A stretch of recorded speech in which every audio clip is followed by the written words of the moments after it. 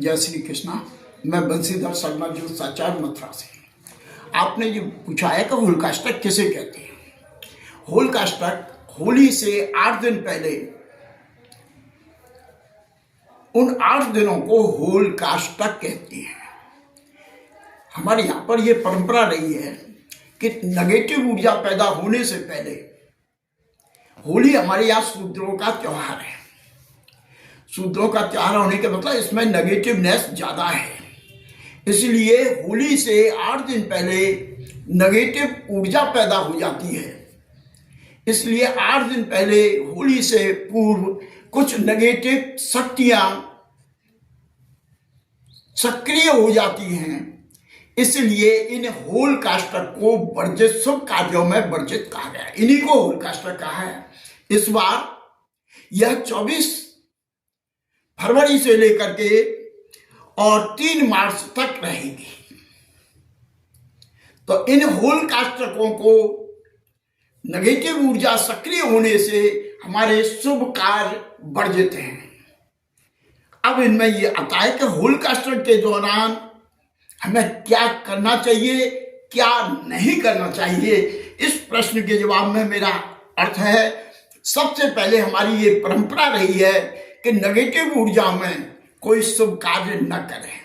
सबसे पहले मांगलिक कार्य, विवाह, सगाई, मुंडन, नामकरण, जनेऊ, ये संस्कार शुभ कार्यों की करना वर्जित कहा गया है, क्योंकि नेगेटिव ऊर्जा होने से इनमें चंद्र बल, पॉजिटिव ऊर्जा पहले से ही अभाव होता है। इसलिए इनको, इन शुभ कार्यों को पहले से ही रोक दिया जाता है।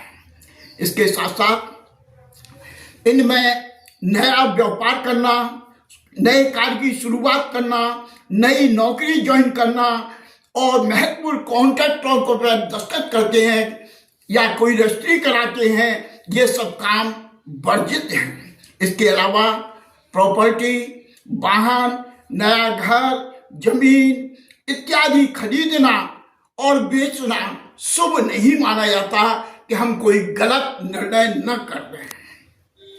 गृह प्रवेश, नए घर में प्रवेश, घर का निर्माण कार्य करना शुरू नहीं करते हैं।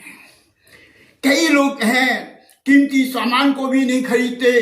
सोना, चांदी, नए कपड़े, जूते, गहने खरीदना करने से परेशान, परहेज करते हैं। इनमें इनको नहीं खरीदा जाता है, नहीं बेचा जाता है।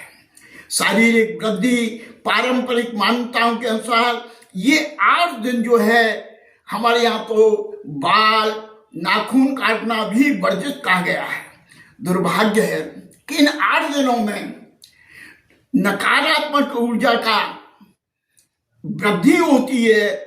दुर्भाग्य और नकारात्मक ऊर्जा का जोड़ा जो है आदमी को परेशान करता है। इसमें जो है खान पान के लिए भी विचार करते हैं कि तामसिक भोजन, मांस, मदिरा आदि नशीले पदार्थों को नहीं खाना चाहिए।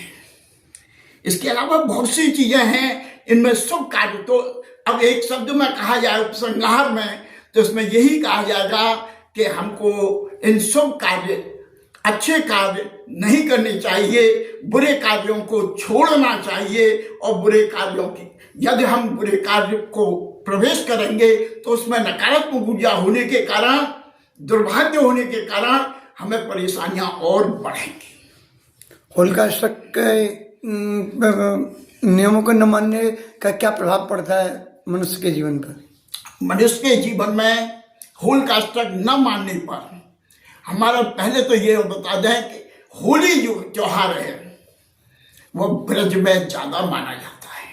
ब्रज के आसपास के लोगों में होली का ज्यादा उपयोग है, तो इसलिए होलिकाष्टक में न मानने से नकारात्मक ऊर्जा की वृद्धि होती है, कार्यों के बिगड़ने की प्रवृत्ति होती है। कोई कार्य करें उसमें विघ्न पैदा होते हैं और हमारे जो है, जैसे वाहन खरीदा तो एक्सीडेंट का डर रहता है।